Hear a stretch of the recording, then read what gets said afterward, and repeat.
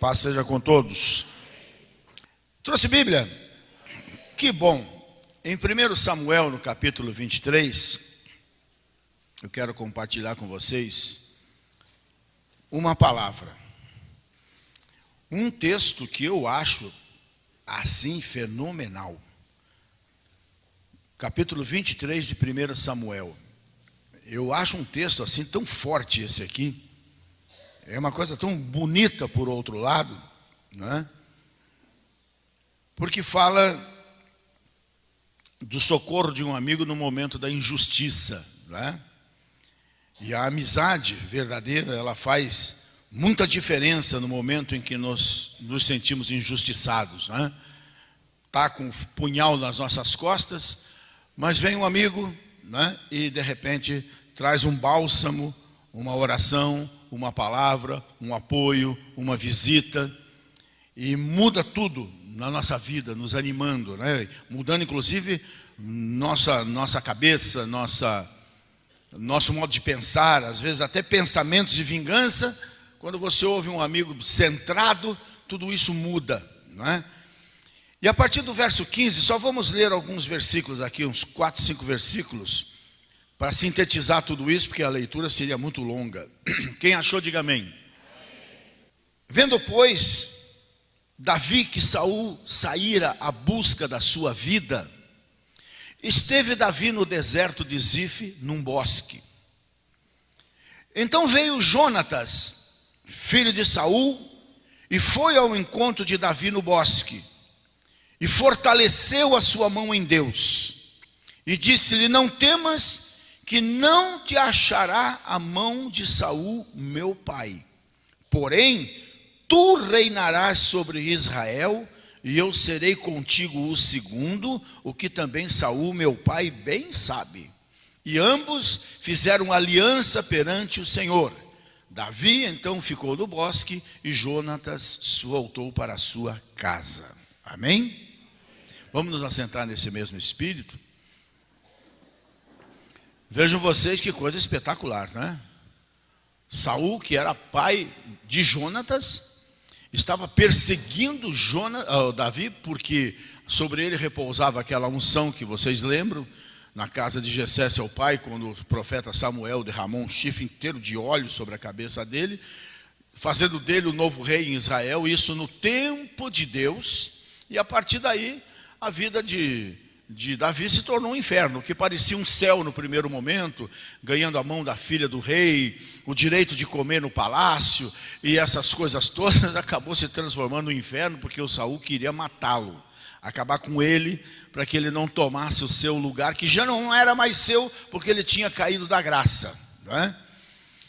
E a pessoa, teoricamente, mais improvável, foi quem justamente numa das muitas perseguições que Davi sofreu da parte de Saul, o rei que ia atrás dele com um exército para matá-lo, num bosque escondido, enfiado em cavernas, muitas vezes, como viria a acontecer logo em seguida, onde inclusive ele podia ter matado Saul e não matou, mas cortou apenas um pedaço da roupa dele para mostrar a Saul que havia sinceridade no coração dele e que ele não precisava fazer nada, porque Deus estava agindo por ele, Davi, né? Vem justamente Jonatas, o filho do Saul, e vem para orar com Davi. Fortaleceu a sua mão em Deus, ou seja, veio orar com ele, veio falar das promessas de Deus para Davi, que ele não se entristecesse, que ele não se abatesse, que ele não se irasse, que ele não guardasse ódio no seu coração, porque não tinha jeito. Saul, o pai dele, podia ser o rei, mas acima de todos eles estava o Deus que tinha ungido Davi. E a sinceridade desse moço é tão grande que ele dizia: o meu pai não vai te achar, você vai ser rei no lugar dele, não tenha dúvida disso, e eu vou ser o teu ajudante, eu vou ser o teu segundo, e o meu pai sabe disso. E então, uma aliança muito forte, tão forte quanto uma aliança de sangue, de amizade no caso, foi selada entre eles. E esse texto nos conta um pedacinho da história de Davi, quando ele está fugindo de Saul, né? E vocês lembram bem disso, né? Davi era um era um menino, um anônimo pastor de ovelhas lá nas Campinas de Belém, que foi esquecido até pelo seu pai na relação de filhos que foi apresentada ao profeta para a unção, né? Era apenas um adolescente que de guerreiro não tinha nada, mas que tinha uma valentia que os guerreiros não tinham e que apacentava as poucas ovelhas do seu pai, né? Até o dia que ele foi ao vale onde os seus irmãos, onde todo o exército de Israel, onde o rei Saul estavam sendo afrontados por um gigante chamado Golias, que era o campeão de guerra dos filisteus, né? E ele fez aquilo que Saul não fez, seus irmãos não fizeram, e muito menos o exército de Israel fez. Ou seja, tomou uma posição contra a situação reinante. Tomou uma posição contra o gigante Golias, apesar da aparente impossibilidade de vencer o problema. Mas a verdade é que Davi derrubou Golias, matou Golias, decapitou Golias, e depois desse acontecimento, a vida de Davi mudou completamente. A vitória que ele teve contra Golias tornou ele famosíssimo. A fama dele correu o mundo de então, né? E ele passa a ser, sem querer ser, sombra para o rei Saul, que ouviu de toda a unção, que viu agora que verdadeiramente Deus estava com esse menino, com esse adolescente, e que, no entanto, não respeitou nem Deus, nem a sua unção, nem a sua vontade, mas tomou uma posição contrária de tirar a vida, como se pudesse, né? Como se pudesse tirar, obstacular, vamos assim dizer, obstruir os planos de Deus. Não podia. E este, né, se sente ameaçado, o Saul, dessa forma. Então, por isso, age dessas formas covardes, né? E acha que simplesmente Davi quer tomar o seu trono, né? E começa a perseguir Davi, não entendendo em tempo nenhum que Deus estava naquele negócio. E Davi, por muitas vezes, teve que se ausentar do palácio, teve que se tornar um fugitivo, um morador de cavernas, um morador de desertos, um morador de bosques, quando tinha um lugar de direito dentro do palácio. Teve que ficar longe de tudo isso. E como nós sabemos, não havia maldade no seu coração. Mas, independente disso, Davi é perseguido injustamente. E aqui temos alguns princípios nesse texto sobre o que fazer quando nós enfrentarmos injustiça na nossa vida. E a partir dessa manhã, vocês que frequentam o culto de domingo de manhã, precisam saber que esta urnazinha aqui é exatamente para isso. Essa urna aqui não é para pedido de oração. Pedido de oração é naquela lá.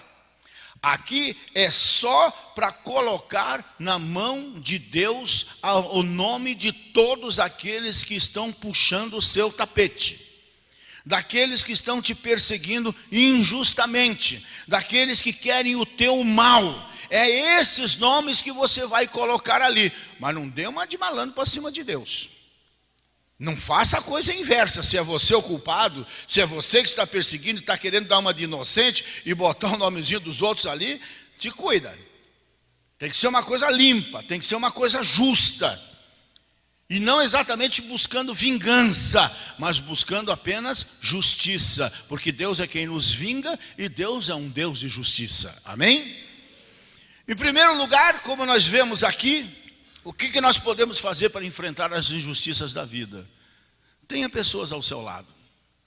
Pessoas que orem por você. Tenha um amigo, tenha uma amiga, uma pessoa de confiança. Alguém que pode confiar em você e que você também pode confiar. A Bíblia diz que Davi esteve com Jonatas, né? E que o ajudou a encontrar forças em Deus, orando com ele, chorando com ele. Eu já tive experiências dessa comigo, algumas na minha vida. Em momentos de traição braba, eu já tive gente que bateu na porta da minha casa simplesmente para chorar comigo e com a minha família. E isso foi maravilhoso, porque para quem estava para lá de para baixo, não é isso? De repente você percebe que as pessoas não são iguais. Assim como tem pessoas ruins, pessoas más, pessoas traíras, tem as pessoas leais, tem as pessoas boas, tem as pessoas que se interessam pela tua alma, pela tua família, pelo teu coração, pela tua vida, pelo teu bem-estar. Tem alguém com quem compartilhar em oração os teus problemas. Preciso de socorro. Já fizeram isso muitas vezes comigo e para mim. Já vieram buscar socorro em oração e eu já procurei socorro com muitos colegas meus de ministério, pessoas da igreja, que eu não discrimino. O único cuidado que eu tenho é saber se é de Deus. Se é de Deus, eu estou dentro. Se não é, eu não vou atrás de presepada, de falsas profecias, de nhenhenhê para agradar meu coração, não, porque eu não me deixo enganar por esse tipo de coisa. Mas se é de Deus, você sabe, é o mesmo Espírito, né? Então, somente quem passa por uma situação assim é que compreende o valor de um verdadeiro amigo. Se você tem um amigo, ore, né? Ore a Deus pedindo um amigo que seja sincero na sua vida e alguém em quem você possa confiar. Ore a Deus para que Ele coloque na tua vida uma pessoa sincera, desinteressada, que possa realmente fazer a diferença nessas horas de trevas, nessas horas de dor, nessas horas de dúvidas, nessas horas de raiva, antes que isso tudo se transforme em ódio, né?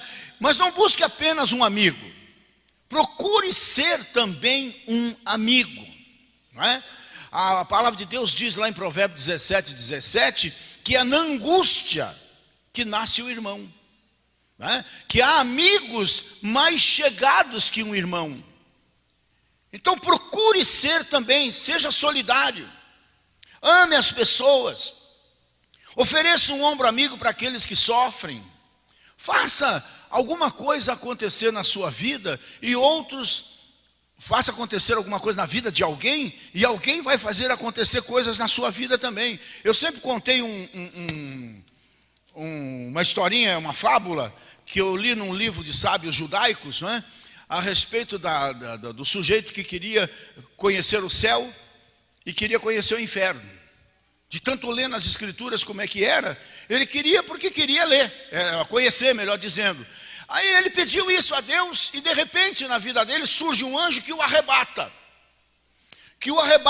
E o leva primeiramente ao inferno. E quando ele chega no inferno ele fica pasmo, porque ele esperava assim um inferno básico, né? Uma capetada tudo vermelha, de chifre, pezinho de porco, rabinho, uns tridentes. E o inferno não era nada disso, né? Ele vai para o céu. E ele esperava um céuzinho básico também, céuzinho azul, né? Uns anjinhos voando, essa coisa nada de toda. E não era nada disso, gente. Não era nada disso. Quando ele chega no inferno, ele vê uma mesa que não dava para ter noção da mesa, uma mesa redonda. E ele vê as pessoas sentadas em torno da mesa. E todas as pessoas eram tristes, abatidas, famélicas, né? Olhos fundos. Mas ele fica olhando para a mesa e disse: eu não estou entendendo por que essa gente está morrendo de fome, se a mesa está lotada das melhores comidas do mundo. Tinha comida para todo gosto, tinha bebida para todo gosto. Os pratos eram de porcelana chinesa, os talheres eram de prata pura. Uma coisa belíssima de se assistir, mas muito triste de se ver, porque as pessoas estavam com fome em torno da mesa. Então o que ele percebe de repente? Ele percebe que as pessoas não tinham como nós temos o cotovelo virado para fora. Elas tinham o cotovelo virado para dentro. E então ele percebe que mesmo as pessoas tendo tudo à sua frente, elas não podiam comer. Simplesmente estavam morrendo de fome. Isso é que inferno bem bolado, né, gente? Essa situação. Então ele fica pasmo com aquela situação. E de repente o anjo toma, o arrebata novamente e o leva para o céu. E quando ele chega no céu, o que ele vê? a mesma mesa, cheia de comida, cheia de bebida, os mesmos pratos, os mesmos talheres, um povo sentado na mesa, mas um povo bonito, um povo conversando, um povo rindo, um povo gordinho, não é? Tudo rechonchudo, cor-de-rosa, o seu rosto, aquela coisa toda. Primeira coisa que ele procura ver é o cotovelo. E o que ele vê? O povo era igual. O cotovelo não era para fora, o cotovelo também era para dentro. Daí disse assim, mas como? Não entendi nada. Se o cotovelo é para dentro, por que essa gente está tão diferente do que aqueles que estão lá no inferno? Então ele percebe que o daqui pegava a colher, ou o garfo, ou seja lá o que for, a comida, e botava na boca do vizinho. E o daqui, o de lá, fazia a mesma coisa e botava na boca dele. E todo mundo se ajudava, todo mundo se amava, todo mundo era amigo e todo mundo vivia muito bem. Não é uma fábula interessante? E isso é o sentido de igreja. Isso é o sentido de amizade. Você dá de comer, você é saciado. Quanto mais se dá, em todos os sentidos, mais recebemos, porque o reino de Deus é semelhante ao homem que sai ao campo semear. Você semeia, você colhe. Não é só dinheiro como se prega, seja o que for. É simpatia, é amor, é ajuda, é oração, é amizade, não é? Então, encontre um verdadeiro amigo, ponto 1. E procure ser um verdadeiro amigo, ponto 1 também, 2, né? E o segundo ponto, procure encontrar, abra comigo na Bíblia, um pouquinho antes, no capítulo 21. No capítulo 21 de 1 Samuel, versículos 8 e 9. Dizem assim: E disse Davi a Aimeleque: Não tens aqui à mão uma lança, uma espada? Porque eu não trouxe à mão nem a minha espada, nem as minhas armas, porque o rei estava me perseguindo e eu tive que sair correndo.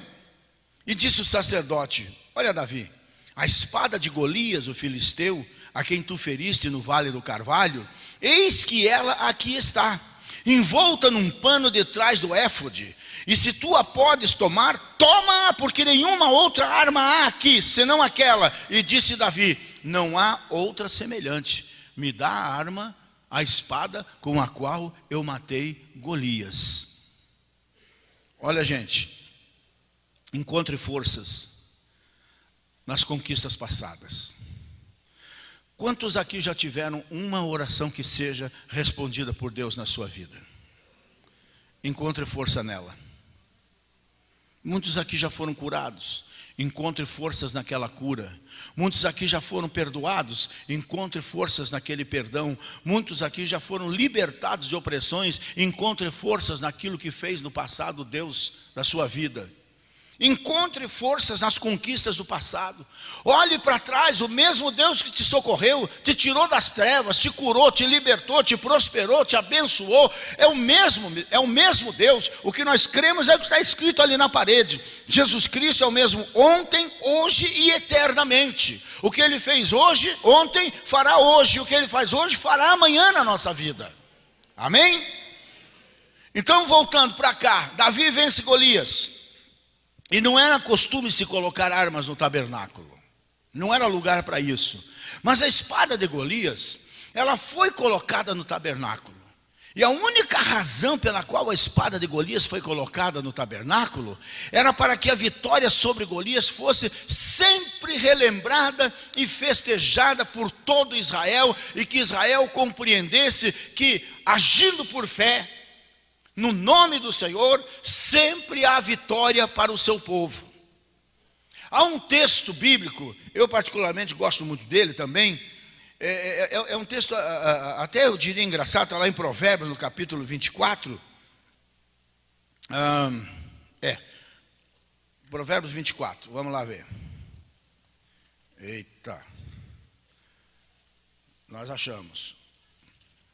Provérbios 24, no versículo, deixa eu ver aqui, versículo 10. Olha ali o que diz assim: Se te mostrares fraco no dia da angústia, a tua força será pequena. Não é bem o que diz aí, né? Aí é se te mostrares frouxo, que dá na mesma coisa, né? Se você se mostrar fraco no dia da luta, a tua força será pequena e você será vencido, né? Então é hora mais do que nunca de, na hora da adversidade, reagir em nome do Senhor. Um dia Davi teve que fugir da presença de Saul, e então, como lemos o texto aqui, ele pede para um sacerdote chamado Aimeleque, né, uma espada. E o que estava no templo? A espada de Golias. E toda vez que Davi usava a espada de Golias, ele se lembrava que tinha tido uma grande vitória do passado, e que se Deus pôde no passado o abençoar, lhe dar uma vitória que ninguém poderia acreditar contra Golias, ele usaria aquela espada para sempre na sua vida. Nós temos uma espada mais poderosa que a espada com a qual Davi matou Golias. São milhares e milhares de promessas para aqueles que creem. Está aqui a nossa espada, a espada do Espírito, a palavra de Deus que faz toda a diferença. Olhe para o seu passado, glorifique o nome do Senhor pelas vitórias que Ele já te deu, mesmo que você hoje esteja atravessando um momento difícil, esteja sendo perseguido, esteja sendo caluniado, traído, estão agindo com ingratidão contra você, estão puxando o teu tapete, como a gente costuma dizer, estão mentindo a teu respeito, estão entristecendo o seu coração, você está se sentindo a pessoa mais injustiçada do mundo. Olhe para trás e dê graças a Deus pela vitória que vem pela frente. Amém? As vitórias do passado são garantias que Deus continua agindo na tua vida, na tua história, e estão garantindo também um futuro de paz, um futuro de vitória, um futuro de prosperidade para você e para a sua família. Não fique pasmo com o momento que você está atravessando, dê glória a Deus. Como eu preguei ontem de manhã para a liderança de uma igreja aqui, lá para o lado do Xaxim, lá para aqueles cantos lá, dê graças a Deus pelos mercadores de Gileade, como pregamos aqui recentemente, que levaram José para onde? Para o Egito. Foi vendido como escravo, mas era propósito de Deus aquela caravana, porque eles estavam indo para o Egito, e era para lá que José tinha que se encaminhar, porque lá estava o seu futuro e o futuro de Israel. De repente você não está entendendo as coisas agora. Então tome muito cuidado com o terceiro ponto. Cuidado com os conselhos errados. Muito cuidado com os conselhos errados. 1 Samuel capítulo 24. Um para frente da nossa leitura. Veja o que diz ali. No verso 10. Eis que este dia os teus olhos viram que o Senhor hoje te pôs em minhas mãos nessa caverna, e alguns disseram que eu te matasse, Saul. Porém a minha mão te poupou, porque disse: não estenderei a minha mão contra o meu Senhor, pois é o ungido do Senhor. Quando você estiver sofrendo injustamente, algumas pessoas podem fazer com que você haja como os guerreiros de Davi fizeram com ele, né? O aconselham a matar Saul. Ô Davi, para de fugir. Você vai ser rei, ninguém vai impedir esse tipo de coisa. Passa a faca na goela dele, enfia a peixeira nele, acaba com ele. É justo. Israel inteira está vendo que ele está te perseguindo, está te fazendo mal. Mas Davi disse: isso não é plano meu, isso é plano de Deus. Eu não tenho planos pessoais, é Deus que tem um plano com a minha vida. Se alguém há de me vingar, é o meu Senhor. Se alguém tem que tirar a vida, não serei eu, porque jamais tocarei no ungido do Senhor. Ele hoje pode estar caído da graça, mas lá atrás ele foi ungido pelo Senhor, como rei em Israel, né? Insistiram com Davi, mas Davi recusou esse conselho, porque Davi era um homem segundo o coração de Deus. Eu costumo pregar uma coisa que eu acredito. Davi Não era um homem segundo o coração de Deus porque matou um leão, porque matou um urso ou porque matou Golias, defendendo o reino e o nome do Senhor.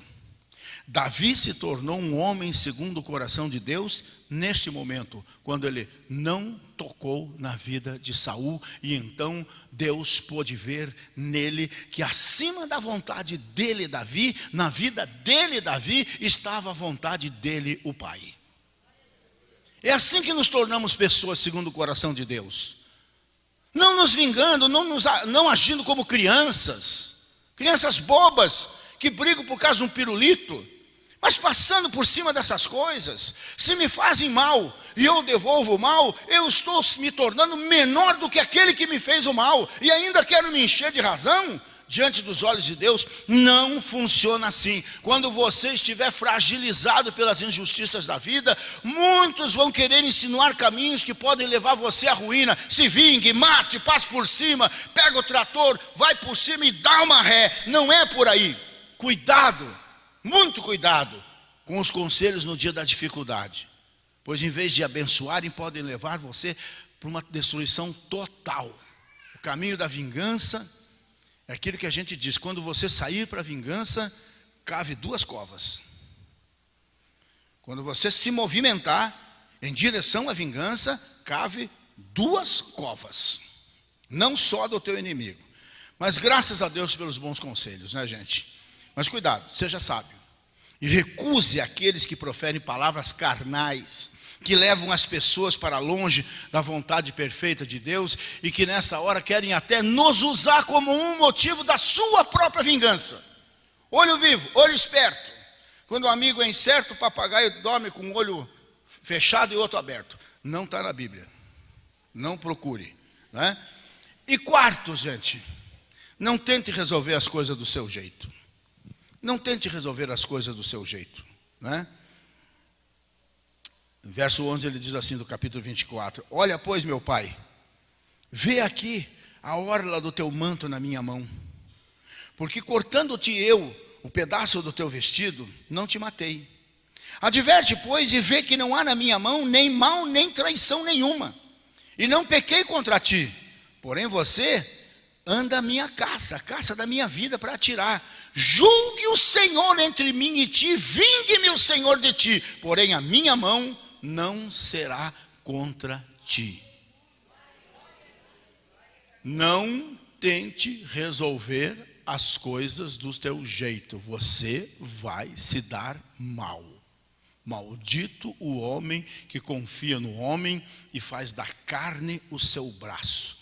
Maldito o homem que confia em si mesmo, na sua força pessoal, esquecendo, como disse Davi aqui: vingue-me o Senhor de ti, mas eu não vou mover uma palha contra você, vou estar com as mãos limpas do teu sangue. Davi teve oportunidade de acabar com Saul, de resolver seus conflitos, suas lutas do seu jeito. Mas Davi demonstrou temor a Deus, não medo de Saul. Para que queria ter medo de Saul se ele não teve medo de Golias? Ele teve temor a Deus, que é diferente, né? E rejeitou resolver as coisas do seu jeito. E mesmo que aparentemente seria justo ele fazer isso, ele preferiu esperar em Deus e confiar inteiramente no Deus de Israel. A melhor coisa a fazer, quando você estiver sendo perseguido injustamente, pode acreditar, é colocar a sua causa nas mãos de Deus.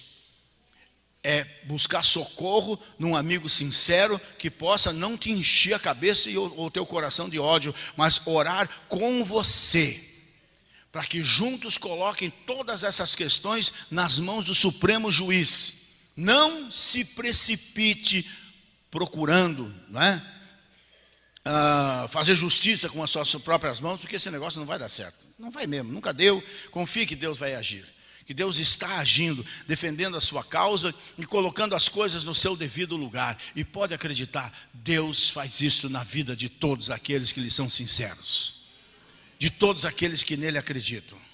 Em quinto lugar, entenda que isto pode ser um processo de Deus na formação do seu caráter. Entenda que Deus está tratando com você. Deus não está muito feliz com o que você é, o jeito que você se comporta, a maneira como você está agindo. Então Ele está permitindo algumas coisas para mudar o teu caráter, ou melhor dizendo, para formar um caráter sólido, para que você possa de fato ser uma pessoa segundo o seu coração.